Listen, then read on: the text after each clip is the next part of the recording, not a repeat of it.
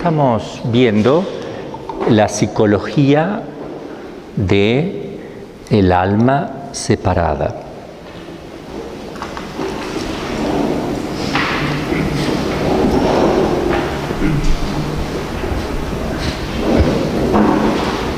Esas almas separadas, nuestras, yo voy a estar igual, tú también.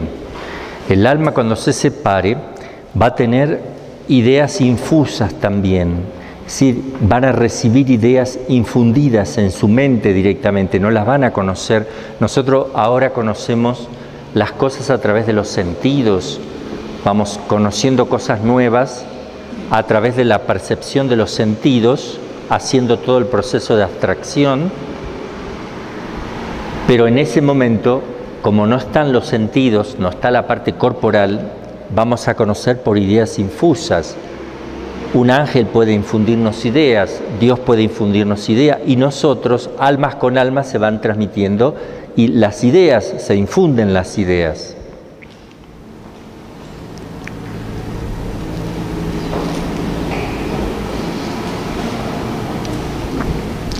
También las almas se van a poder ver y contemplar intuitivamente, como hacen los ángeles, por intuición, no por razonamiento, por reflexión. Es decir, el alma aplica la potencia intelectiva y está conociendo a la persona. Es muy difícil que podamos entenderlo porque no tenemos la experiencia de un alma realizando una acción intelectual, porque no lo conocemos experimentalmente, pero es así.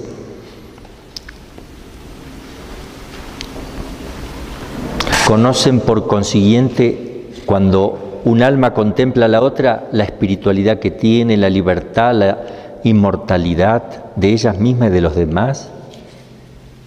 Se ve reflejado como en un espejo directamente todo. Se ve a Dios como autor de la naturaleza. Se conoce y se ven perfectamente unas a otras. Se conservan las virtudes adquiridas y las infusas. Todas las cosas buenas que se han hecho quedan en el alma como raíz.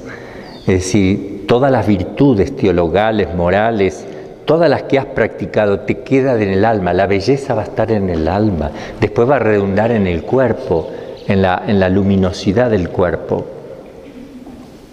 Juntamente con los dones del Espíritu Santo, como se han ido desarrollando. Pueden contemplar profundamente las cosas de Dios.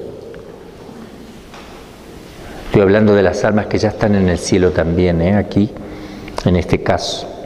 No pueden relacionarse directamente con los habitantes de la tierra, a no ser por una especial disposición de Dios.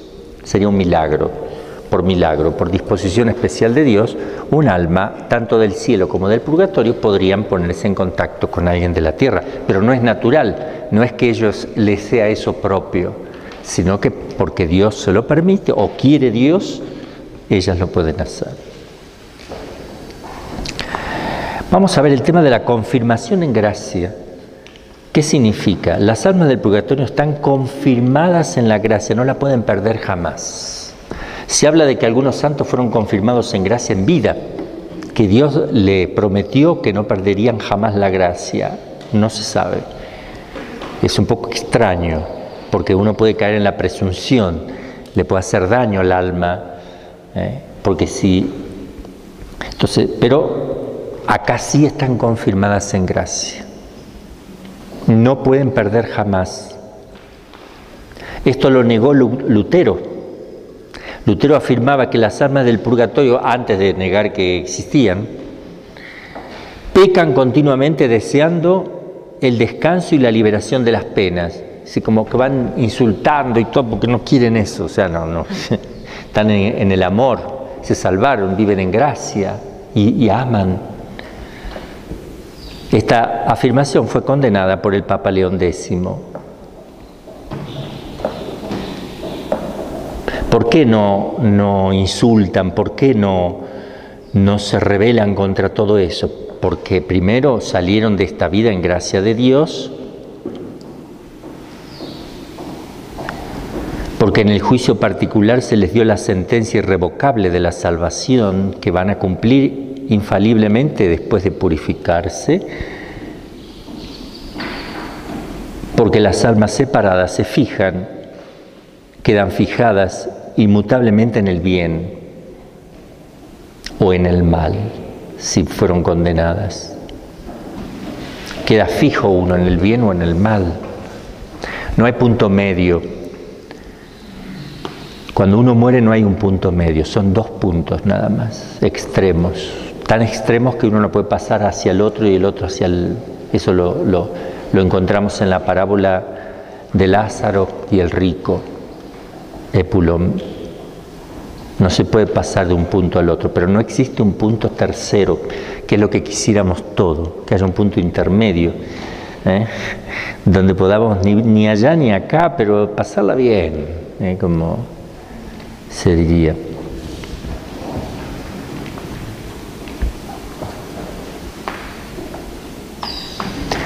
La confirmación en gracia no es solamente que no se puede pecar mortalmente, ni siquiera venialmente.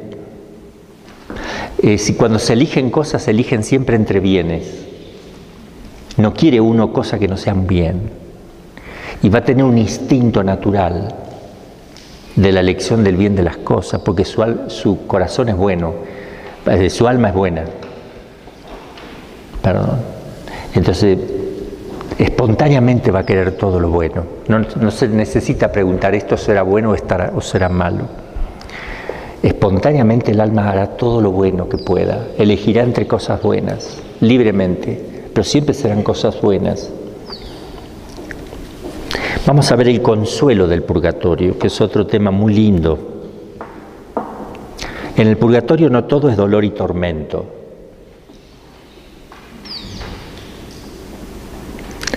Disfrutan de consuelos verdaderamente inefables.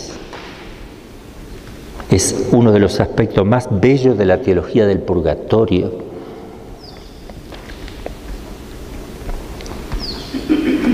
¿Qué consuelos habrá allí?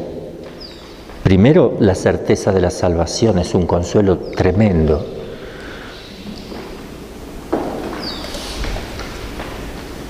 No se quitará jamás.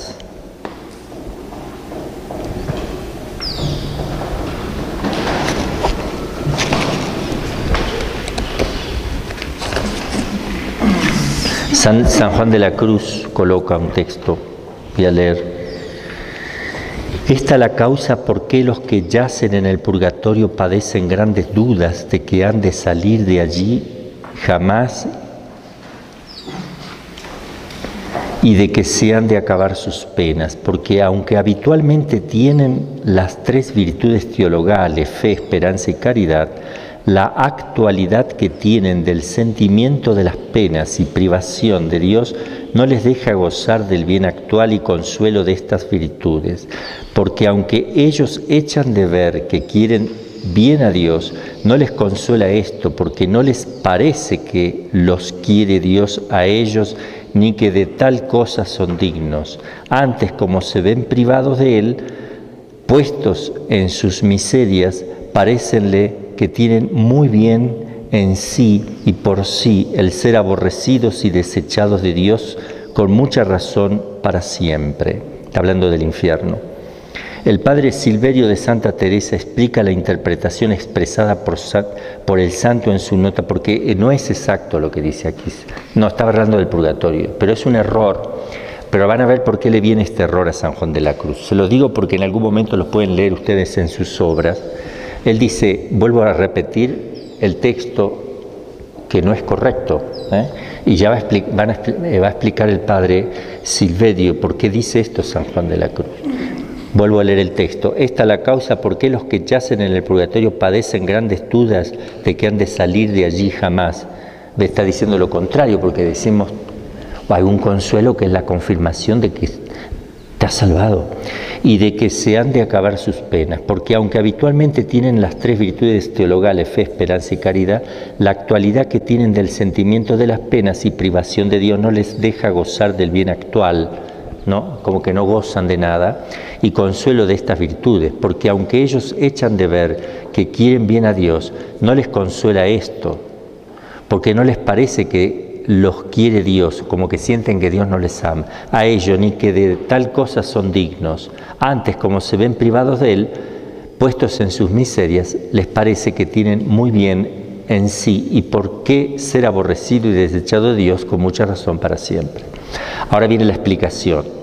El padre Silverio de Santa Teresa explica la interpretación expresada por el santo en su nota en las obras del santo. Es fácil que el doctor místico, San Juan de la Cruz, no se detuviera en pensar el valor de esta opinión que había leído en algunos autores y cómo le venía muy a pelo para significar cómo afina y adelgazada Dios nuestro Señor las purificaciones pasivas en algunas almas, cómo afina y adelgaza Dios nuestro Señor las purificaciones pasivas en algunas almas, de que vienen. Él leyó ese texto tal cual como lo recibe y dice, esto deben padecer las almas purificadas que están pasando por una purificación en este mundo, que parece que Dios no les ama y todo eso. Pero es que ese texto que él creía verdadero no es un texto verdadero, ya van a ver, ¿no? San Juan de la Cruz no lo escribió tanto para enseñar teología dogmática, sino porque esto le servía para explicar cómo suceden las purificaciones pasivas en algún alma. Pero es doctrina del todo firme y segura, sobre todo después de la condenación de la proposición de Lutero, que las almas del purgatorio están del todo ciertas de su eterna salvación y no pueden abrigar la menor duda sobre ellos.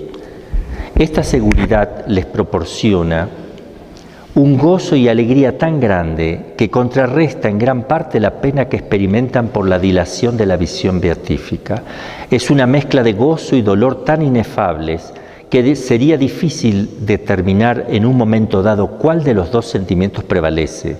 A veces ya en este mismo mundo, la simple virtud de la esperanza produce consuelos inefables que suavizan y endulzan las amarguras de la vida de las personas que viven en gracia.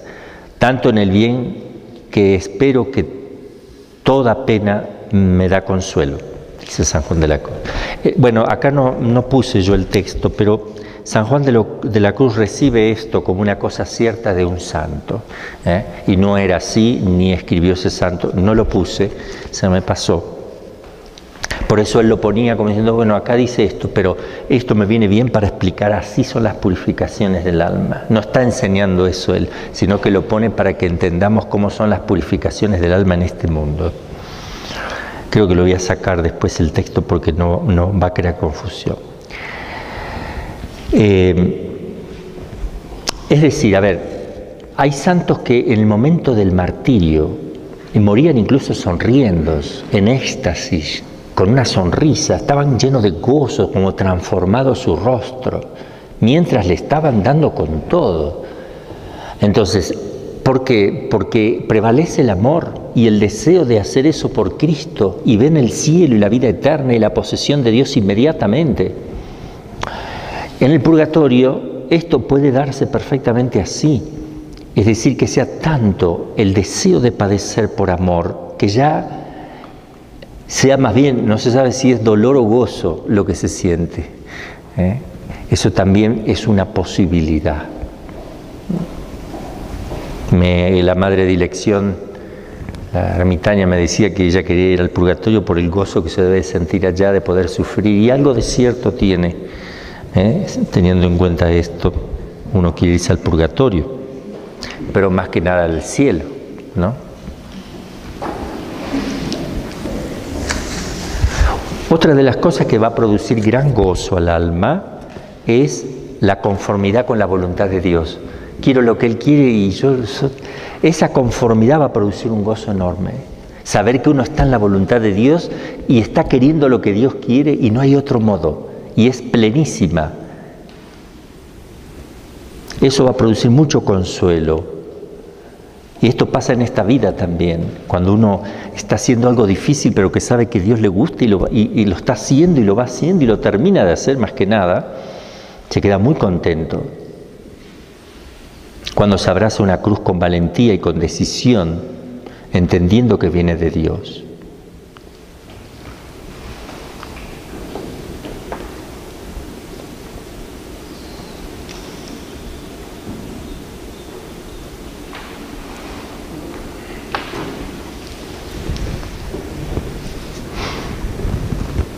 Las almas del purgatorio se dan cuenta, advierten con toda claridad que las penas que padecen son sumamente justas y les da gozo la justicia esa.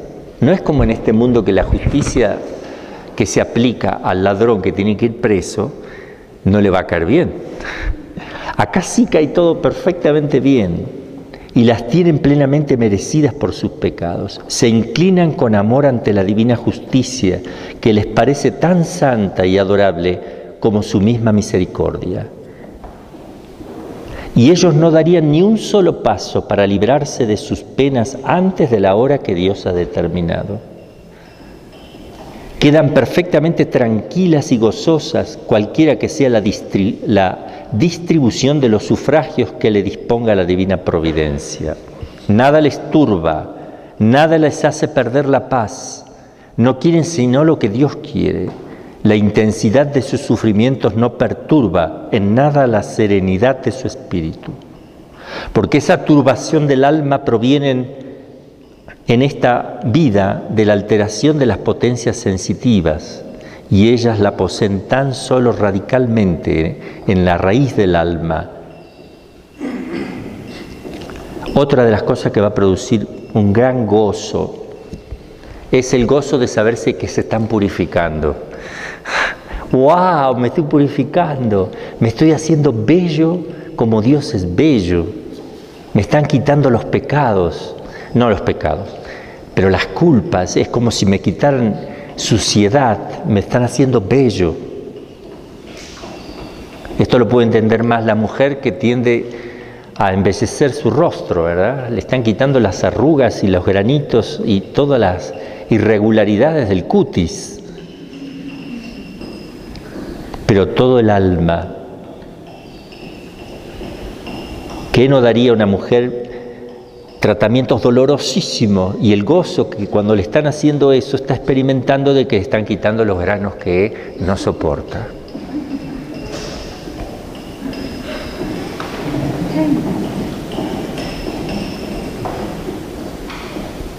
¿Qué no hacen? Se ponen hasta cemento en la cara.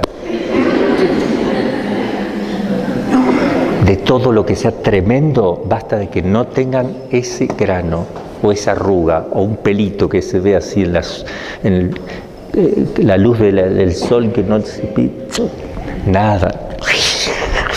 Quedan rojos, algunas se internan, se les va la mano. Bueno, la purificación del alma en el cielo.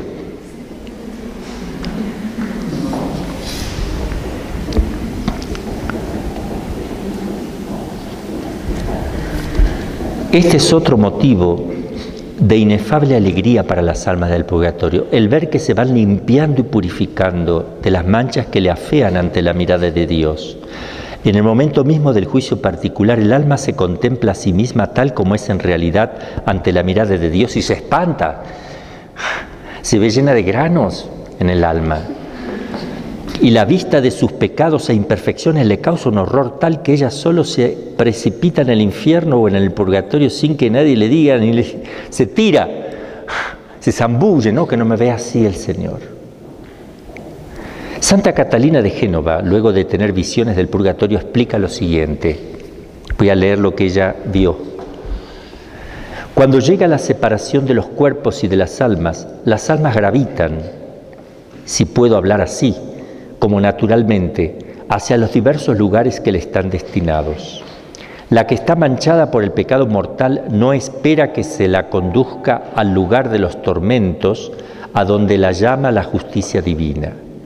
Un horroroso instinto la lleva a precipitarse por sí misma, y si se la impidiese de llegar a él, padecería más cruelmente que en el mismo infierno. ¿Por qué?, se preguntará.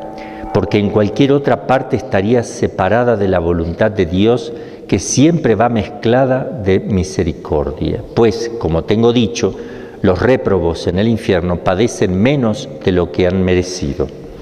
No encontrando, pues, un lugar más conveniente a su estado y más suave para ella que el infierno, el alma criminal acude allí como a su propio lugar. Pues lo mismo sucede en el purgatorio.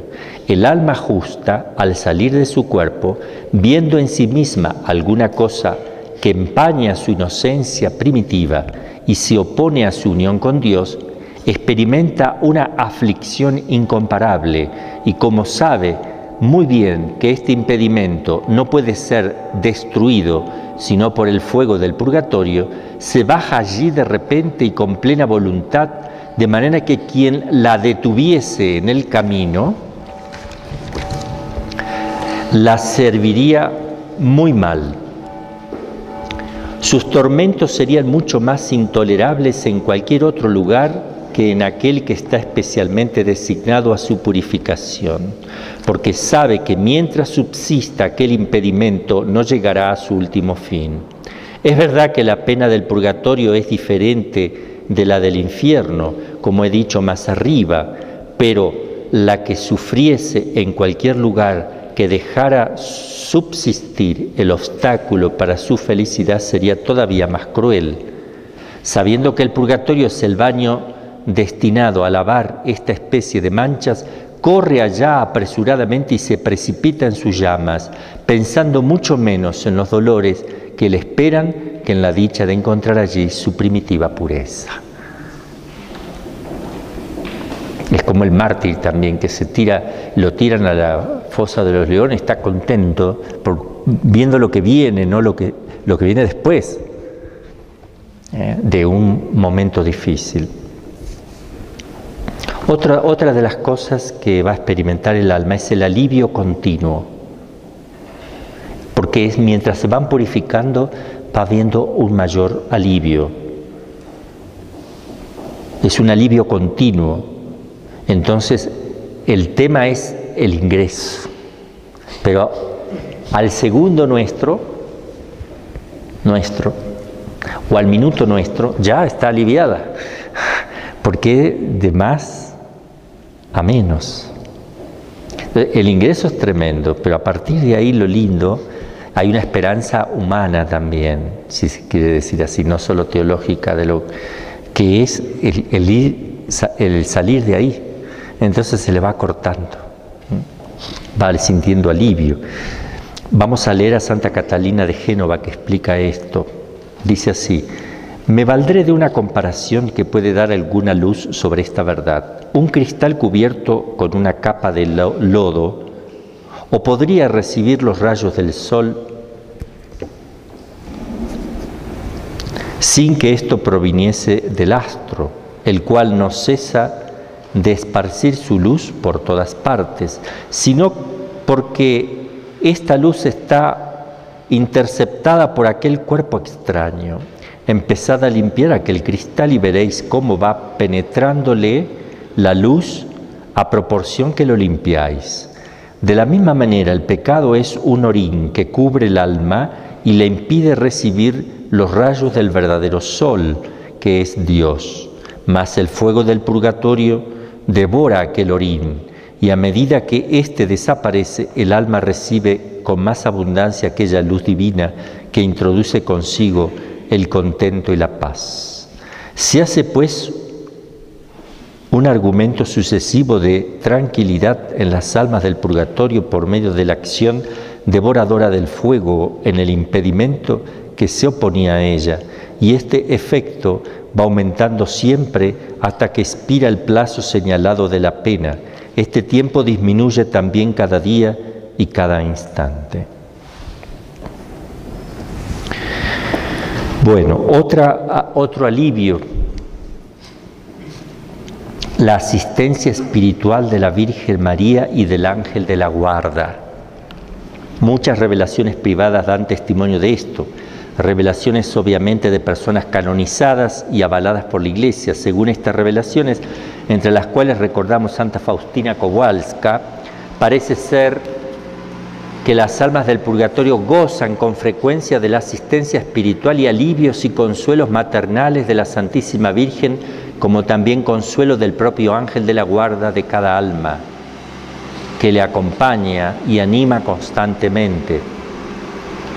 El ángel de la guarda nunca se separará de nosotros. No es que le esté purificando nada, va a estar animándonos, estimulándonos. No está protegiéndonos de nada, porque ahí no se protege de nada. No es la misma misión que tiene en la tierra, pero sí el estar con uno, sí, esa es la misión en el cielo, estar siempre con uno, como compañero.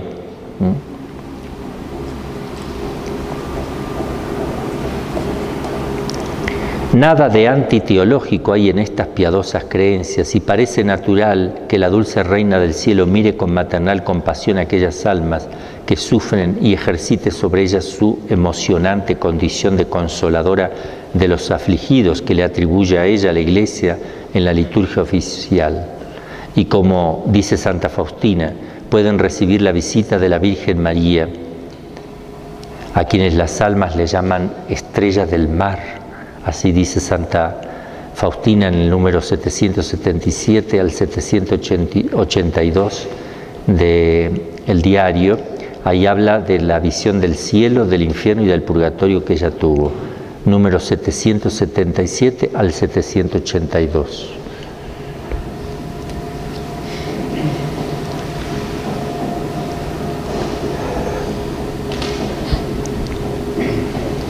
Hay un autor llamado Faletti que escribe: verdad es, como ella, la Virgen María, lo reveló a Santa Brígida, que siendo madre de todos los que se hallan en el purgatorio es verdaderamente su consoladora y se interpone en cuanto le es posible entre la divina justicia y estas pobres prisioneras.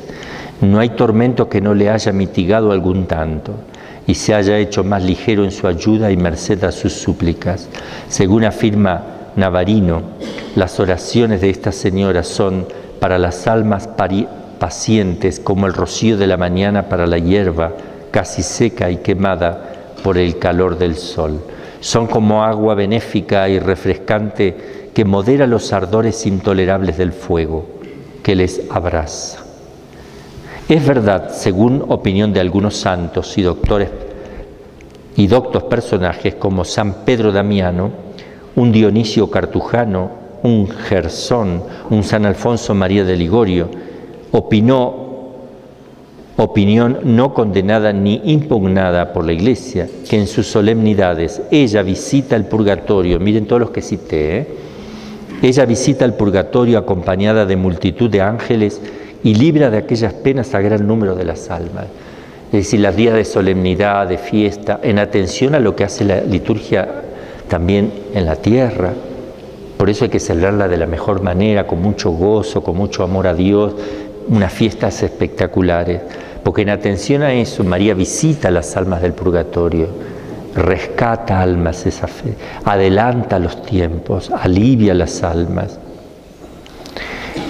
Ella visita el purgatorio acompañada de multitud de ángeles y libra de aquellas penas a gran número de almas. Es cierto, finalmente, como ella misma se dignó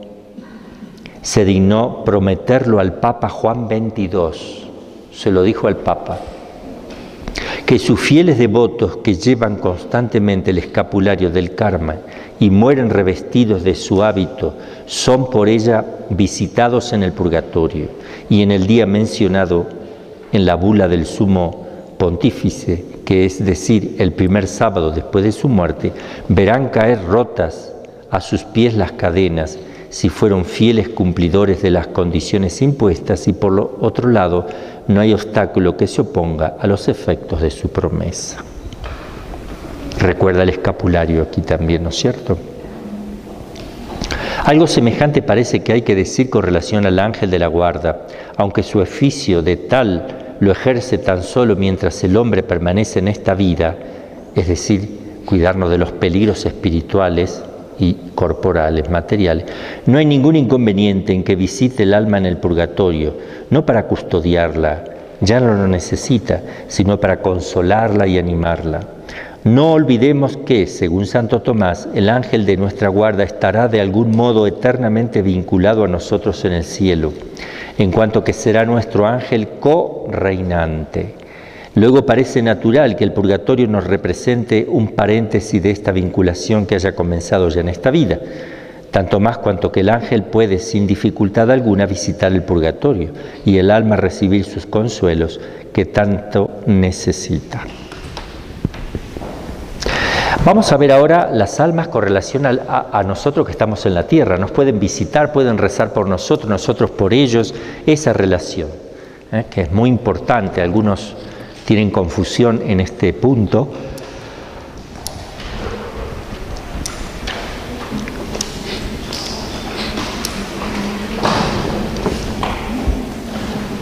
Vamos a examinar lo que nosotros podemos hacer por ellas, que son los sufragios, y lo que ellas pueden hacer por nosotros, su posible impetración de gracias y su posible aparición a los hombres. Aquí vamos a hablar de lo que me preguntaban, la misa y todas esas cosas. En primer lugar, nuestra ayuda, mediante sufragios. ¿A qué se llama sufragio? Toda ayuda o favor o socorro hacia alguien. Aplicado a las almas del purgatorio se entiende por tal cuanto el hombre pueda hacer u ofrecer para aliviarles de sus penas y apresurar la hora de la liberación. Si la existencia, esta posibilidad de ayudar a las almas del purgatorio fue negada por los protestantes, pero fue definida por la Iglesia en el Concilio de Florencia. Ahí está la definición, lo leo. Definimos que los verdaderos penitentes que salieron de este mundo antes de haber satisfecho con frutos dignos de penitencia por lo cometido y omitido, son purificados con penas purificadoras después de la muerte y que para ser liberados de esas penas les aprovechan los sufragios de los fieles vivos, a saber, los sacrificios de misas, oraciones y limosnas y otros oficios de piedad que los fieles acostumbran a ofrecer por otros fieles según las instituciones de la Iglesia. ¿Qué fundamento encontramos para enseñar esto? Lo encontramos primero en la Escritura, en el pasaje ya conocido del segundo libro de los Macabeos, que ofrecieron sufragios por los muertos en una batalla para que ser liberados del purgatorio. Obra santa y piadosa es orar por los muertos, por eso hizo que fuesen expiados los muertos, para que fuesen absueltos de los pecados. B. Lo afirma toda la tradición de la Iglesia. C. Lo exige el dogma de la comunión de los santos. La Iglesia militante, purgante y triunfante constituyen una sola y única Iglesia católica, una sola, una sociedad, una sola familia, un solo cuerpo, cuyo cabeza es Cristo, cuyos miembros somos todos los que estemos incorporados a Él por el bautismo, siendo María Santísima madre de ella y miembro al mismo tiempo. Es una opinión personal mía, ocupando el lugar desde donde da vida a la cabeza y el cuerpo, es decir, siendo el corazón de la Iglesia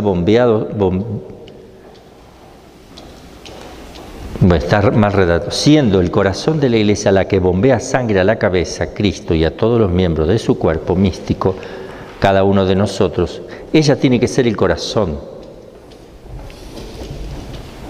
El Espíritu Santo es el alma de la Iglesia, realiza la unión de todos los miembros en Cristo mediante la caridad, supuesta a la gracia santificante.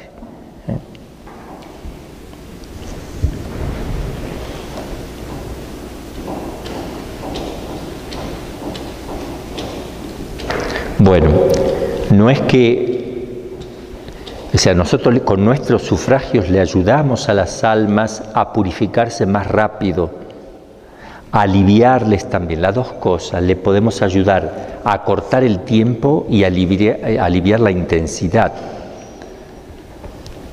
Y tenemos obligación de ayudarlas. Es obligación de caridad ayudar a las almas del purgatorio. No es una opción. Estamos obligados a hacer algo por ellas.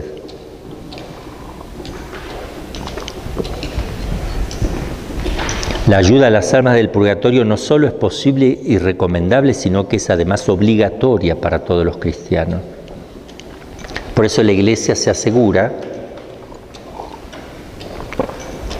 en las misas de rezar por los difuntos. Todos los cánones de la misa se pide por los difuntos. La liturgia de las horas, siempre la última petición es por los difuntos. Fíjense. Entonces se asegura de que la Iglesia militante esté constantemente orando por la Iglesia purgante y esté encomendándose a la Iglesia triunfante.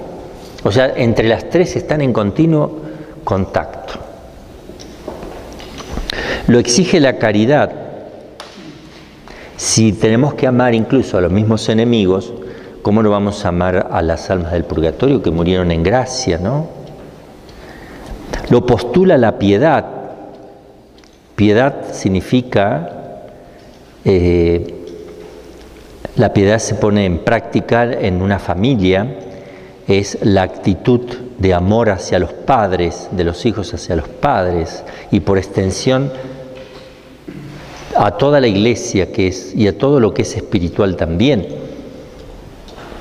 Los miembros de una misma orden religiosa también, de una familia, de una corporación. Y los reclama la justicia. Porque puede suceder que alguien esté en el purgatorio por culpa nuestra, o se haya acrecentado sus penas por culpa nuestra, por malos ejemplos, alguna palabra, le enseñamos a criticar, a hablar mal de otro, a murmurar, y todo eso va a caer sobre nosotros.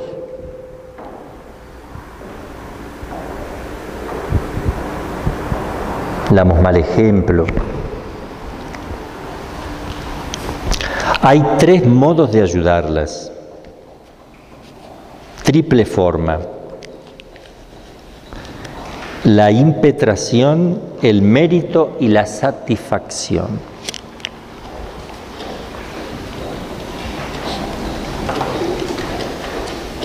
Impetración es todo tipo de oración y ofrenda. Es todo tipo de oración que se hace. El mérito es el mérito personal de uno aplicado a las almas, y la satisfacción son también todas acciones físicas, un ayuno, una penitencia, una limosna que puedan estar ofrecidas por las almas. Vamos a ver el valor que tienen estas formas de ayuda.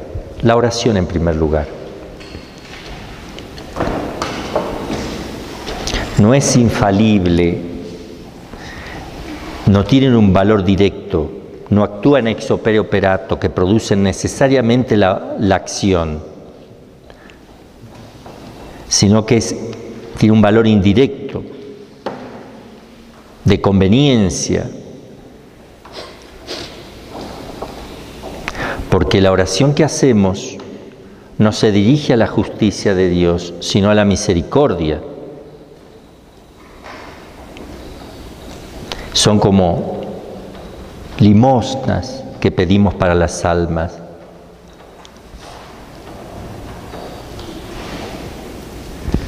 Nuestras oraciones, incluso la misma Virgen María, ella, no es que una oración de ella sacó a las almas del purgatorio.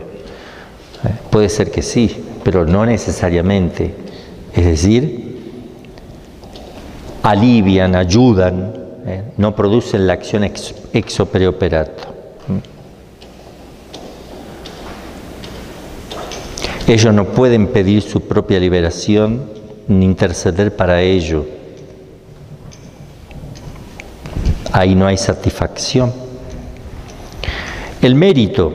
Todas las obras meritorias ofrecidas a Dios en sufragio de los difuntos no tiene valor directamente por sí misma, porque el mérito es personal, intransferible. Qué sé yo hago una peregrinación y a un santuario y lo ofrezco pero es mi sacrificio, es personal, yo gano mérito. y lo ofrezco por las benditas almas del purgatorio, que les llegan ciertamente. No les llega el mérito mío, porque ellos no crecen en el mérito, pero yo con ese mérito ofrecido puedo influir en aliviar a las almas. Entonces hablamos de una manera indirecta y concomitante de ayudarlas.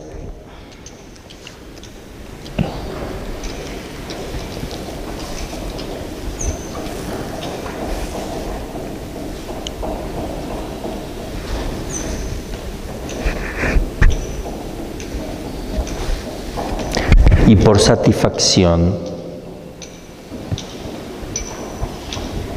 la que ofrece a Dios una compensación por la pena temporal debida por los pecados perdonados, que a diferencia de la impetración y el mérito, la satisfacción puede ser ofrecida por los demás a título de condignidad. Acá cambia, la satisfacción cambia. O sea, para subsistir ante la divina justicia, la satisfacción que estos otros deben ofrecer a Dios. La única condición que se requiere para ello es el estado de gracia, tanto por parte del que ofrece la satisfacción como por parte del que se beneficia. Santo Tomás lo enseña diciendo: el efecto de la caridad produce una satisfacción más acepta a Dios en aquel que padece por el amigo que si padeciese por sí mismo, pues esto es propio de la caridad espontánea y aquello de la necesidad, de donde se deduce que uno puede satisfacer por otro con tal de que ambos estén en caridad. Por eso dice el apóstol: ayudaos mutuamente a llevar vuestras cargas y así cumpliréis la ley de Cristo. Si uno puede hacer algo por el otro a modo de satisfacción, satisfacer por el pecado del otro. El valor satisfactorio de nuestras obras ofrecidas por las almas del purgatorio es mayor no solo que las satisfacciones, es decir, lo que nosotros podemos ofrecer a modo de satisfacción por un alma del purgatorio es mucho más de lo que ellos puedan hacer por sí mismos, porque ellas no pueden hacer nada para satisfacer para sí mismas. Tienen que cumplir con justicia lo que se les ha dado. Y sí, nosotros podemos hacer actos de satisfacción.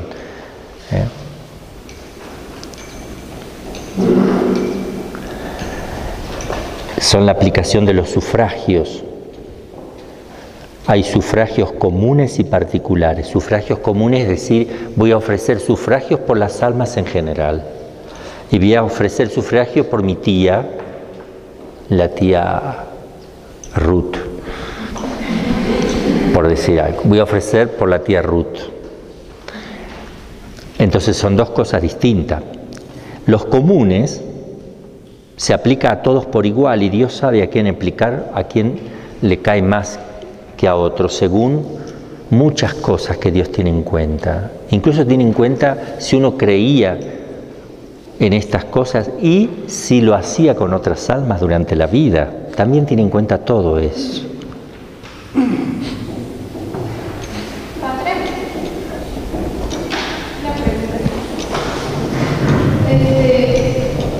¿Se puede explicar qué significa sobreoperante y superoperantes? ¿Cuál es la diferencia? Ok.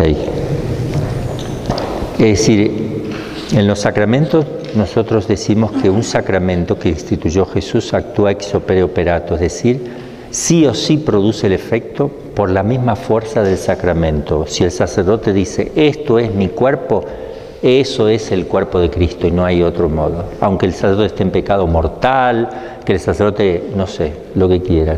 Si él dice eso, se produce.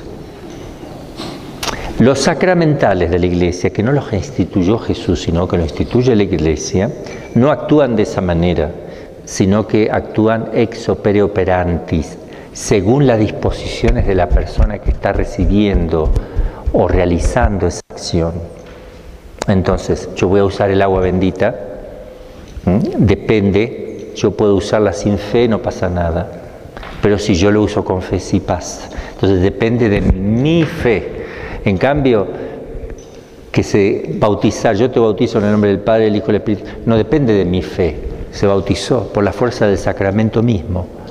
Si hago todo lo que la Iglesia me pide que haga, se produce. Bueno, aquí, cuando yo digo que cuando yo rezo por un alma del purgatorio, no es se produce ex opere operato, como si fuera que rezo y ya está, ya se fue, ya se salió del purgatorio. No, depende de mis disposiciones, de muchas cosas mías y de las almas también. Entonces, los sufragios comunes se aplica a todas las almas por igual. Me pregunto, ¿a quién se aplica y si se aplican a todos por igual cuando es común? ¿O en la misma intensidad para todos? Creemos que Dios regula la aplicación de estos sufragios según las disposiciones que tuvieron los difuntos durante la vida mortal. Por ejemplo, su cuidado en ganar indulgencias a favor de las almas del purgatorio, su devoción a la Santísima Virgen, su caridad para con los otros, muchas cosas se tienen en cuenta. Cuando yo voy a ofrecer algo por todos los difuntos en general, a algunos les va a tocar de una manera más que a otros, de acuerdo a muchas cosas. San Agustín dice, no aprovechan a todos por quienes se ofrece, sino solo aquellos que, mientras vivía, se hicieron acreedores de ello. Y en cambio los sufragios particulares por la abuela Ruth, en cuanto que los sufragios, a ver, menos mal que nadie se llama Ruth, porque si no van a andar pensando, puede ser que alguien se llamaba, pero no se llama. No cabe duda que aprovechen a esas almas con preferencias a todas las demás. Sobre si aprovechan esas almas exclusivamente sin que participen en nada las demás, las opiniones están divididas. Cuando se trata de sufragios que llevan consigo un valor infinito, como lo es el santo sacrificio de la misa. A ver, la misa por sí misma tiene un valor infinito, pero tiene 4 fines. Lo voy a anotar porque sí, dos se le aplican a las almas y otros 2 no. Son 4 fines que tiene la misa. Adoración, infinito, esta adoración es un acto de adoración infinito, porque lo hace el Verbo de Dios al Padre. La persona de Cristo es infinita y el valor del sacrificio de la cruz, la adoración que se hace al Padre es infinita. La acción de gracias,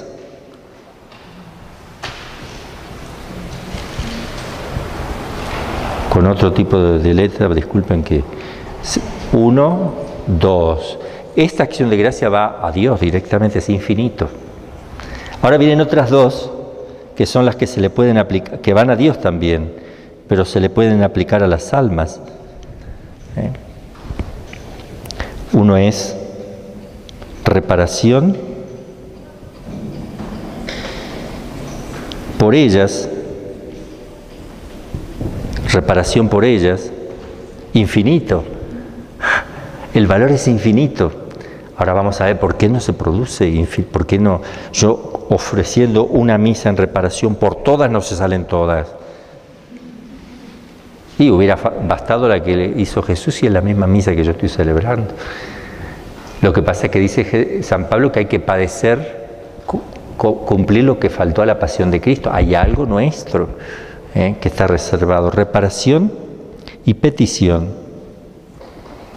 Es un acto de súplica infinita a Dios, por las almas si quieren también, o por lo que uno quiera. Estas 2 entonces van dirigidas a personas o a cosas. Voy a ofrecer una misa para tener trabajo, acá. Pero esto siempre va directamente hacia Dios. Y lo otro también, pero entra lo que se pide.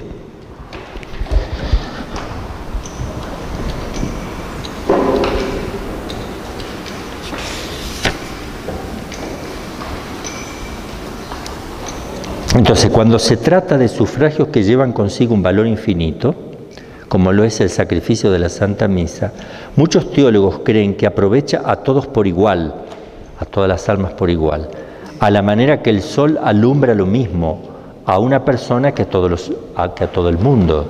Pero otros teólogos, y su opinión parece más probable y más de acuerdo con la práctica de la Iglesia y con el común sentir de los fieles, dicen que aunque el valor de la Santa Misa sea de suyo infinito, su aplicación se hace por Dios de una manera limitada. Y por lo mismo, cuanto mayor sea el número de las almas entre las que se reparte, toca menos a cada una. No es lo mismo rezar por una sola alma que por todas a la vez.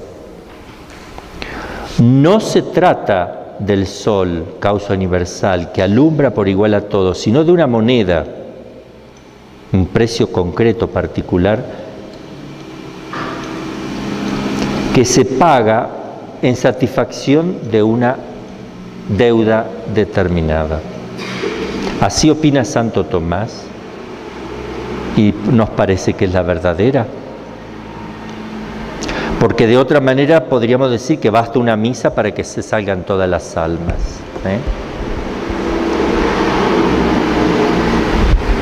Las dos peticiones, la tercera y la cuarta, las dos acciones, que tiene la misa, reparar y pedir, cuando es por otros, entra ya el fervor con el cual yo ofrecí la misa, con que participé, y entran muchas otras cosas subjetivas.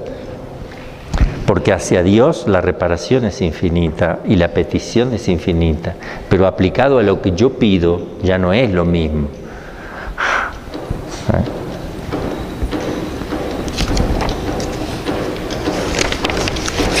¿Cuáles son los principales sufragios? La primera es la misa, la Santa Misa, que aventaja infinitamente a todos. Y son 4 los valores: adoración, acción de gracias, petición y reparación. La petición se llama impetración, súplica. Y reparación es la propiciación, la satisfacción, reparar. Los dos primeros efectos, adoración y acción de gracias, lo produce infaliblemente ex opere operato. Eso se produce ex opere operato, los dos primeros. El impetratorio también lo produce de suyo infaliblemente, si bien la recepción de las gracias que infaliblemente nos obtendrían puede encontrar obstáculo por parte nuestra o de aquel a quien pedimos.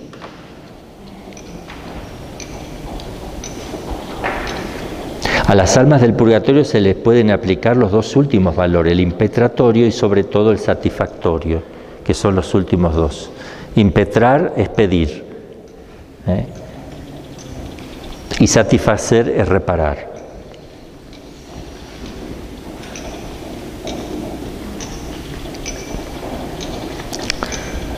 Nos preguntamos en qué medida se aplica a las almas del purgatorio el valor satisfactorio de la misa. Los teólogos suelen distinguir entre vivos y difuntos. A los que vivimos todavía en este mundo se nos aplica en la medida de nuestra devoción. Yo ofrezco una misa por un hermanito, para que sea santo. Se le va a aplicar según la devoción también de la persona a quien yo estoy en esta vida, por la que estoy pidiendo. Depende de la devoción de esa persona también y disposiciones actuales de la persona. Ejemplo, el que tenga con Dios una deuda de 100 y manda ofrecer una santa misa y participación con devoción de 20, necesitará 5 misas para saldar por completo su deuda, mientras que le bastaría una sola si le ofreciera con una devoción equivalente a 100.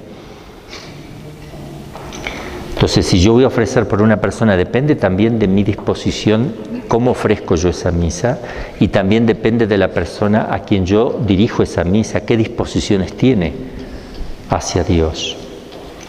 En cambio, las almas del purgatorio, la opinión más probable es que, porque ellas todas están deseando, todas van a vivir de una manera de mucho amor lo que yo le ofrezco, ya depende solo de mí, en mi subjetividad. En cuanto a las almas del purgatorio, la opinión más probable es que es la que regula la medida y grado de su aplicación a los méritos contraídos por esas almas durante su vida y a la devoción y disposiciones que tenían a la hora de la muerte, que Dios tendría en cuenta eso.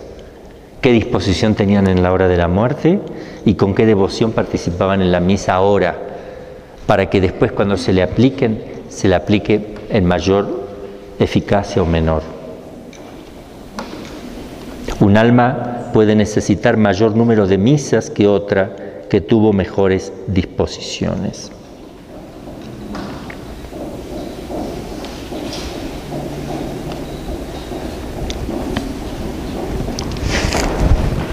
Vamos a dejar aquí, ¿verdad? A ver, me parece que no. No, termino el pedacito que falta. La Santa Misa tiene 3 grados, 3 grandes frutos. Un fruto especialísimo, que es propio del sacerdote celebrante y es personal e intransferible. El especial, que es el que se aplica por la persona viva que la encargó. Es decir, que primero se beneficia a quien la encargó. O en sufragio del alma del purgatorio por quien se celebra. El general, que corresponde a toda la Iglesia de Cristo, especialmente las personas que asisten al santo sacrificio o por las que se ruega de una manera especial. De este fruto general participa también todas las almas del purgatorio y por todas pide la Iglesia en el momento de difuntos. Es decir, yo ofrezco una misa por mi mamá, o mi papá, perdón, mi mamá está viva. Ofrezco una misa por mi papá. Pero hay gente que está rezando también con mi papá, porque pedí por mi papá, estamos todos rezando. Bueno, lo que yo ofrecí, la misa va dirigida por lo que yo ofrecí y Dios tiene en cuenta mi devoción con respecto a mi papá. Y el resto de la gente para todas las almas en general que se benefician también.